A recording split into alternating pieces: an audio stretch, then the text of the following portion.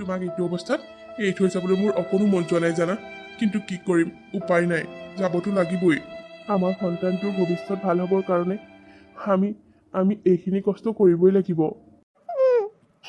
সেয়া তুমি আকৌ কান্দি আছা। তুমি এনেকৈ কান্দি থাকিলে মই বাৰু কেনেকৈ বাহিৰত কাম কৰিবলৈ যাম কোৱাচোন। তুমি ইমান দিনৰ কাৰণে যাবলৈ ওলাইছা, মোৰ বেয়া নালাগিব নেকি কোৱা? বৰ বেয়া লাগিছে। তুমি কাষত থাকিলে মোৰ ভাল লাগিলে হয়, কিন্তু কি কৰিম, আমাৰ অৱস্থাটো এতিয়া এনেকুৱা যে আমি ভাবাৰ দৰে সকলোবোৰ কেতিয়াও নহয়। আমাৰ আহিব লগা সন্তানটোৰ কাৰণে তুমি কষ্ট কৰিবই লাগিব। মই তোমাক এৰি আঁতৰত থাকিবই লাগিব। মিতালী, আমি কেৱল আমাৰ সন্তানটোৰ ভৱিষ্যতৰ কথা চিন্তা কৰিহে এই সিদ্ধান্ত লৈছোঁ। তোমাৰ কাপোৰ কানিবোৰ পেক কৰা হ'লনে বাৰু? যি যি লাগে সকলোবোৰ লৈ যাবা। তুমি যিহেতু দাদাহঁতৰ ঘৰলৈ যাবাগৈ আৰু মই মোৰ কৰ্মস্থলীলৈ, দুয়োটা দুফালে যাত্ৰা কৰিম। সকলোবোৰ পেকিং কৰা হৈ গ'ল। ব'লা এতিয়া শুই থাকোঁ, ৰাতি বহুত পৰ হ'ল। কাইলৈ সোনকালে উঠি মেলি আজৰি হ'ব লাগিব নহয়। দাদা, দাদা, ৰাম, এজনী আকৌ আহিলে দেখোন। ভিক্ষাৰী এটাৰ লগত বিয়া হ'ল হৈ লৈ ঘৰখনলৈকে কিমানো নাহে নহয়। এইজনী আহা দেখিলে মোৰ মূৰটো কিবা আচান্দাই কৰি যায়। মিতালী, তুমি হেমৰ বিলাকৰ কোনে টেটু ফালি আছে সেই বোলো? ভণ্টি তই? দাদা, ৰাজা আজি বাহিৰলৈ গ'লগৈ নহয়, সেয়েহে মই সি নহালৈকে ইয়াতে থাকিম বুলি আহিছোঁ। তোক খবৰ এটা দিবলৈও নহ'লে, হঠাতে আহিলোঁ, বেয়া নাপাবি। মানে আমাৰ আহিব লগা সন্তানটোৰ কথা চিন্তা কৰি ৰাজা অলপমান দিন বাহিৰত থাকোঁ বুলি কৈছে। মোক ইয়াতে থাকিব দি থৈ গ'ল। মানে নহ'লে আমাৰ ঘৰখন নচলে বৌ, সেইকাৰণে। ভালে কৰিলি দে ভণ্টি, যোৱাইও ভালে কৰিলে। 2 এটকা ভালকৈ ঘটি আনিব পাৰিলে ইয়াত কিবা এটা কৰিব পাৰিব পিছত। হ'ব দে, নিজৰ ঘৰখনলৈ আহোঁতেনো তই আৰু ইমান চিন্তা কৰিব লাগেনে? এইখন তোৰোতো ঘৰ, তই ইয়াত যিমান দিন মন যায় সিমান দিন থাকিবি। বৌয়েৰা আছে নহয় তোৰ কেয়াৰ ল'বলৈ। কথা শুনা, বৌয়ে আছে নহয় কেয়াৰ ল'বলৈ, ল'ম কেয়াৰ ৰহ। মাহেকত 50 বাৰমান ঘৰলৈ অহা যোৱা কৰে এই ভিক্ষাৰী চব। সেইবাৰ একেবাৰে ইমান দিন থকাকৈ আহিছে আৰু মই তাই আলপৈচান ধৰিব লাগে। কি ভাবিছে মই তাই মাক নেকি তাই আলপৈচান ধৰিবলৈ? খুৱাম বাপেকে ভাত ৰহ। আৰে কি হ'ল, তুমি ইয়াতে মুখখন মেলি ৰৈ গ'লা যে? যোৱা, দেখা নাই ভণ্টি আহিছে, তাই কিবা খাই আহিছে নে ঠিক নে? কিবা এটা দিয়াগৈ খাবলৈ। দিম, আপোনাৰ ভনীয়েক আহিছে, মই বনাই এতিয়া খুৱাই থাকিম আৰু। আৰে এওঁৰাকো কি হ'ল? যেনে তেনে কাপোৰকেইটা ধুই হৈছে, এতিয়া আকৌ অটালি পেলাই মেলিবগৈ লাগিব। বৌকে মেলিবলৈ কৈ দিওঁ। মই ধুই দিলোঁ আৰু যেনে তেনে, আৰু নোৱাৰোঁ মই, বৰ ভাগৰ লাগিছে। বহুত ভাগৰ লাগি গৈছে। ইমান সোপা কাপোৰ ধুইছোঁ, এতিয়া আকৌ অটালি মেলিবলৈ আছেই। নাই মই আৰু নোৱাৰোঁ, বৌকে চৰি দিওঁ। বৌ এইফালে আহাচোন। বৌ, ভণ্টি কি হ'ল কচোন, কেলৈ ইমানকৈ চৰি আছিলি? বৌ মই নোৱাৰোঁ আৰু, বৰ ভাগৰ লাগিছে, মই নোৱাৰোঁ আৰু। তুমি কাপোৰখিনি অটালি মেলি দিয়াগে, মই আৰু দেহাটোৱে নোকোৱা হৈছে আৰু।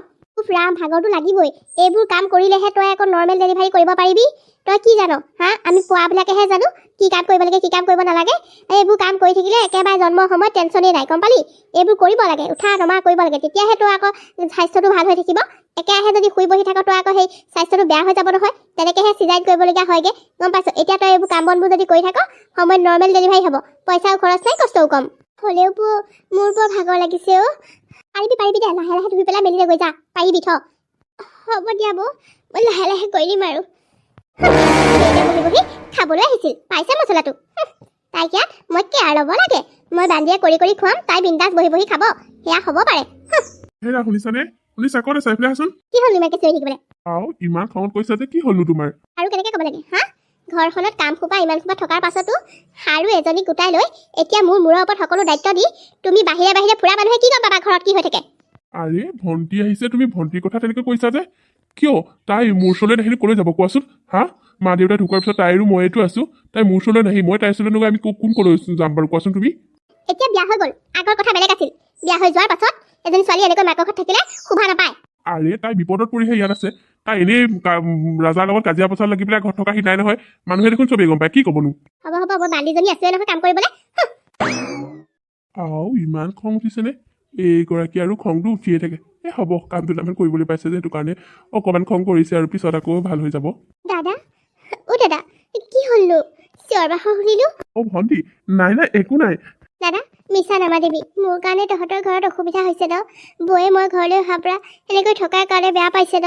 কচোন দাদা। কি যে কথাবোৰ কওঁ নহয়, কিয় বেয়া পাব নবৌৰে হা? কিয় বেয়া পাব? ভালহে পাইছে, কিয় বেয়া পাব বাৰু?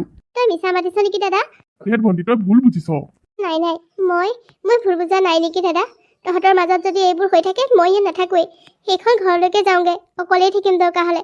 কিন্তু মোৰ কাৰণে তহঁতৰ কিবা হোৱাটো মই একেবাৰে নিবিচাৰোঁ জাননে? নাই নাই, একো নাই, তই তালৈ যাব নোৱাৰ। এতিয়া যিহে গৰম পৰিছে, তই সেইখন ঘৰত কাৰেণ্ট নহ'লে ইনভাৰ্টাৰো নাই। ইমান গৰমত এইটো অৱস্থাত কেনেকৈ থাকিবি? ইয়াত অন্তত থাকিলে তই শান্তিত থাকিব পাৰিবি। কাৰেণ্টটো গ'লে ইনভাৰ্টাৰটো লগাই লৈ পেলাই তই ফেনৰ হাৱা ল'ব পাৰিবি। আৰু তাত ৰাজাও নাই, অকলশৰে কেনেকৈ থাকিবি? সি থকা হ'লেও বোলে পঠিয়াই দিওঁ তেতিয়া বোলে কথা।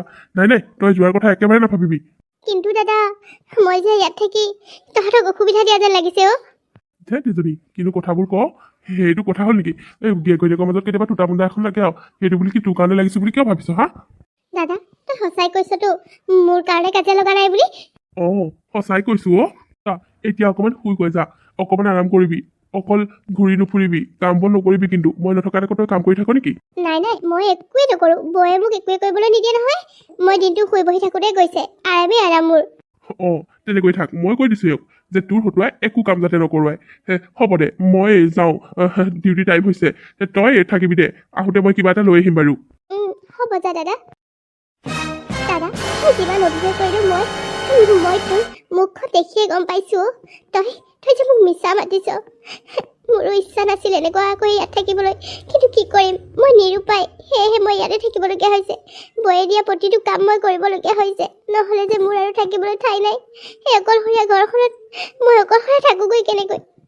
এনেই মই নৰ্মেল মানুহজনী হোৱাহেঁতেনো একো বেলেগ কথা, কিন্তু প্ৰেগনেণ্ট মানুহজনী অকলশৰে থাকিবলৈ বৰ ভয় থাকে অ'।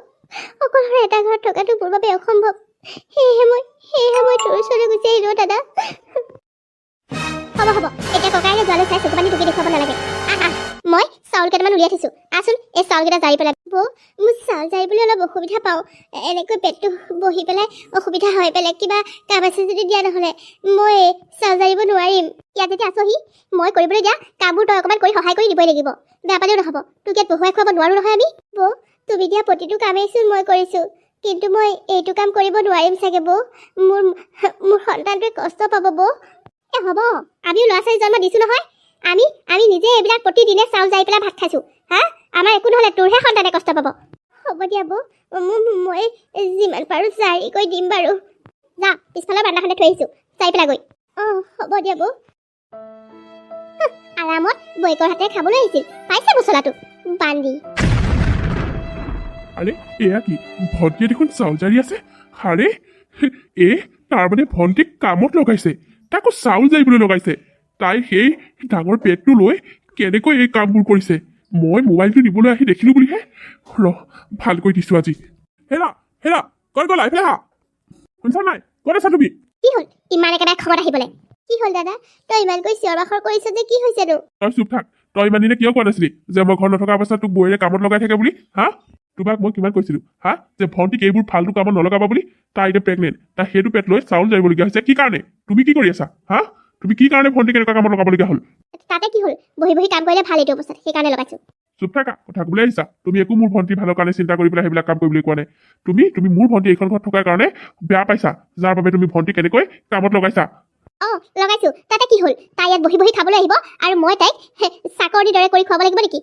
তাই যেনিবা কৰিলেই, তাই মৰি নাযায় নহয়। কথা ক'বলৈ আহিছা তুমি? মুখে উত্তৰ দিবলৈ আহিছা? দাদা তই এইবোৰ কি কৰিছ? বৰ গাত হাত তুলিছ তই। চুপ থাক তই। হাঁহ হৈ খুটি বেচ হৈ যাবলৈ আহিছ। এইবোৰ চব তোৰ কাৰণে হৈছে। আজিলৈকে মোক এক চাত মাৰি পৰা আছিল, আজি তোৰ বাবে মোক মাৰিবলৈ সাহস কৰিলে। তই কলি তই আমাৰ ঘৰখনলৈ আহি আমাৰ সংসাৰখন ধ্বংস কৰিবলৈ আহিলি তই। তুমি চুপ থাকা, কি ফাল্টু কথা ক'বলৈ আহিছা? তাইৰ কাৰণে একো হোৱা নাই, চব তোমাৰ কাৰণে হৈছে। তুমি তাই অহাৰ কাৰণে এইখন ঘৰত তুমি থাকিবলৈ অশান্তি পাইছা। তুমি বেয়া পাইছা মোৰ ভণ্টিজনী ঘৰলৈ অহাৰ কাৰণে। তাই এইটো অৱস্থাত এইখন ঘৰলৈ আহি ক'লৈ যাব? মই এইটো অৱস্থাত মা ঘৰলৈ নাহি ক'লৈ আহিম কোৱা?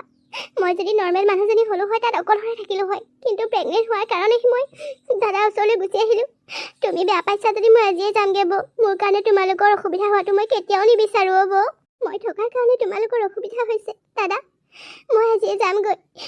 মই নিবিচাৰোঁ মোৰ কাৰণে তহঁতৰ সংসাৰত কিবা এটা হওক। মা দেউতাৰ পাছতে তইতো মোৰ আপোন। তোকে মই দেউতাৰ স্থান দিছোঁ আৰু বৌক মা। সেইবাবে নিজৰ ঘৰখন বুলি গুচি আহিলোঁ ইয়ালৈ। মই ভবা নাছিলোঁ মোৰ কাৰণে তহঁতৰ এনেকুৱা হ'ব বুলি। মই এতিয়াই যাওঁগৈ। অকলশৰে থাকিম তাতে মই। নাই নাই ভণ্টি, তই যাব নোৱাৰ। বৌয়েৰৰ কথা শুনি তই যাব নোৱাৰ। তোমাৰ তোমাৰ অকণো বেয়া লগা নাই ভণ্টিলৈ? হা, তুমি এজনী নাৰী হৈ অন্য এজনী নাৰীৰ দুখবোৰ কেনেকৈ বুজি নাপালা? হা, হে মানুহে এনেই নকয় যে নাৰীৰ প্ৰধান শত্ৰুৱে হ'ল নাৰী। আৰে আজি মোৰ ভনীজনী বিপদত পৰি তাই এইখন ঘৰত থাকিবলৈ আহিছে, তাত তুমি নবৌয়েকজনীও হৈ তাইক সাহসহে দিব লাগিছিল। তাই এইটো অৱস্থাত তাইক ভালকৈ ৰাখিবহে লাগিছিল। কিন্তু তুমি ভনীজনী অহাৰ কাৰণে অশান্তি পালা, তাইক মন নথকা অৱস্থাত কামত লগাইছা। এইটো অৱস্থাত হা, এইটো পেট লৈ তাই কাম কৰিবলৈ কিমান অসুবিধা হৈছে সেইটো তুমিতো নাজানা? আৰে মাইনাই মোক কামৰ পৰা অহাৰ পাছত সদায় কয় তুমি তাইৰ লগত কি কৰা কি নকৰা। গম পালা? মই সদায় গম পাই আছো, কিন্তু তোমাক একো কোৱা নাছিলো। কিন্তু আজি নিজ চকুৰে যেতিয়া ভনীজনী কিমান কষ্টৰে চাউলকেইটা জাৰি থকা দেখিলো নহয়, মই সহ্য কৰিব নোৱাৰিলো, যাৰ বাবে তোমাক এনেকৈ ক'বলৈ বাধ্য হলো। বুজিছা? সঁচাকৈ মই আজি নিজ চকুৰ সন্মুখত গম পাই গলো, সঁচা কথা, নাৰীয়ে নাৰীৰ প্ৰধান শত্ৰু। একদম সঁচা কথা এইটো। হ'ব দে দাদা, কিনো কথাবোৰ গাইছ। মই এতিয়াই যাওঁগৈ। বৌ, এইকেইদিন থাকি তোমাক যদি কিবা মনত অসুবিধা দিলোঁ, মই যদি তোমাক কিবা দুখ দিলোঁ, মোক ক্ষমা কৰি দিবা বৌ। মই গৈ থাকোঁ দিয়া। নাই নাই ভণ্টি, তই যাব নোৱাৰ। মই সঁচাকৈ ভুল কৰিলোঁ। মই এজনী নাৰী হৈ তোৰ দুখখিনি বুজি নাপালোঁ। ককায়ে ঠিকেই কৈছে, নাৰীৰ প্ৰধান শত্ৰুৱে হ'ল নাৰী। মই এগৰাকী নাৰী হৈ তোক বুজি পোৱাতকৈ তোক মই হিংসা কৰিলোঁ, তোৰ বেয়াটো চিন্তা কৰিলোঁ, যাৰ বাবে মই তোৰ লগত সেইকেইদিন ইমান বেয়া ব্যৱহাৰ কৰিলোঁ। পাৰাজনে মোক ক্ষমা কৰি দে। মই সঁচাকৈ ভুল কৰিলোঁ। তই নিজৰ আপোন ঘৰখনলৈ আহিছিলি, সেই ঘৰখনত তই ভালদৰে থাকিম বুলি, কিন্তু মই তোক কি ব্যৱহাৰ কৰিলোঁ? হ'ব দিয়া বৌ, মই বেয়া পোৱা নাই। তুমি মোৰ মাৰ দৰে, গতিকে মোক তুমি কিবা এটা কৈছা, মই সেইটো বেয়া নাপাওঁ বৌ। কিন্তু মই ইয়াত থাকিব নিবিচাৰোঁ। মোৰ বাবে তোমালোকৰ অসুবিধা হোৱাটো কেতিয়াও নিবিচাৰোঁ বৌ। প্লিজ ভণ্টি, তেনেকৈ নকবি। তই যদি মোক নিজৰ মাৰ দৰে ভাব, তেতিয়াহ'লে তই এইখন ঘৰতে থাকিব লাগিব। ৰাজা নহালৈকে তই এইখন ঘৰত থাকিবি। মই মোৰ ভুলটো বুজি পাইছোঁ, সঁচাকৈ। এওঁ ঠিকেই কৈছে, সেই সমাজখনত আমাৰ নাৰীৰ প্ৰধান শত্ৰু। কিন্তু মই মোৰ ভুলটো বুজি পাইছোঁ। মই তোৰ ওচৰত ক্ষমা বিচাৰিছোঁ ভণ্টি। তই যদি মোক ক্ষমা কৰি দিয়, তেতিয়াহ'লে তই এইখন ঘৰৰ পৰা যাব নোৱাৰ। তই এইখন ঘৰতে থাকিবি। তোক মই একো কৰিবলৈ নিদিওঁ। তোৰ মই কেয়াৰ ল'ম ভণ্টি, মই কেয়াৰ ল'ম। তই এইখন ঘৰতে থাকি এটা সুস্থ সবল ধুনীয়া সন্তান জন্ম দিব লাগিব। মই তোৰ কেয়াৰ ল'ম ভণ্টি। তই যাব নোৱাৰ। কনা ভণ্টি, তই থাকিবিনে? মোক ক্ষমা কৰি দিবিনে ভণ্টি? ভণ্টি, তই যদি বৌয়েৰক ক্ষমা কৰি নিদিয় নহয়, ময়ো কিন্তু ক্ষমা কৰি নিদিওঁ, কৈ দিলোঁ। হ'ব দে দাদা, মই নাযাওঁ, থাকিম ইয়াতে। বৌ, তুমি মোক মাক খুজি নাথাকিবা বৌ। মই তোমাক নিজৰ মাৰ দৰে ভাবোঁ। তোমাক মই একো বেয়া পোৱা নাই। তুমি যে নিজৰ ভুলখিনি বুজি পাইছা, মোৰ বাবে সেয়াই বহুত। এজনী ছোৱালী বিয়া হৈ যোৱাৰ পিছত নিজৰ মাকৰ ঘৰখন তাইৰ বাবে আপোন। নিজৰ মানুহজনৰ ঘৰখন যেনেকৈ আপোন, তেনেকৈ নিজৰ মাকৰ ঘৰখনো আপোন হৈয়ে থাকে। সেইকাৰণে সুৰক্ষিতভাৱে থাকিবলৈ মাকৰ ঘৰখনলৈ আহে। তাত যদি ভাল মাত, ভাল কথা নাপায়, অন্তৰত বহুত দুখ পায় বৌ। হয়তো তুমি নিজৰ লগত হ'লে সেয়া বুজি পাবা। হ'লেও তুমি আজি ভুলখিনি বুজি পালা, তাৰ বাবে মই বহুত সুখী হৈছোঁ বৌ। উফ, এতিয়াহে মোৰ শান্তি লাগিছে। তুমি চিন্তা নকৰিবা, নিশ্চিন্ত মনে তুমি ওলাই যোৱা। মই এতিয়াৰ পৰা ভণ্টিৰ সম্পূৰ্ণ খেয়াল ৰাখিম। তাইক একো কৰিবলৈ নিদিওঁ। তাইক মই নিজৰ ভনীৰ দৰে মৰম কৰিম। আপোনালোকে ইতিমধ্যে গম পালে আজি কাহিনীটো ইমানতে শেষ হ'ল। আৰু আপোনালোকে বাৰু আজি কাহিনীটো চাই কেনেকুৱা পালে? যদি ভাল পালে তেতিয়াহ'লে লাইক কৰিব, কমেণ্ট কৰিব, আৰু আপোনালোকে আপোনালোকৰ বন্ধুবৰ্গৰ লগত ভিডিঅ'টো শ্বেয়াৰ কৰি দিব। আৰু আপোনালোক যিসকলে মোৰ চেনেলত নতুনকৈ আহিছে, তেওঁলোকে প্লিজ মোৰ চেনেলটো ছাবস্ক্ৰাইব কৰি দিব, আৰু কাষতে থকা বেল আইকনটো প্ৰেছ কৰিবলৈ নাপাহৰিব। পুনৰ এটি ধুনীয়া কাহিনীৰ সৈতে আকৌ আহিম। ধন্যবাদ।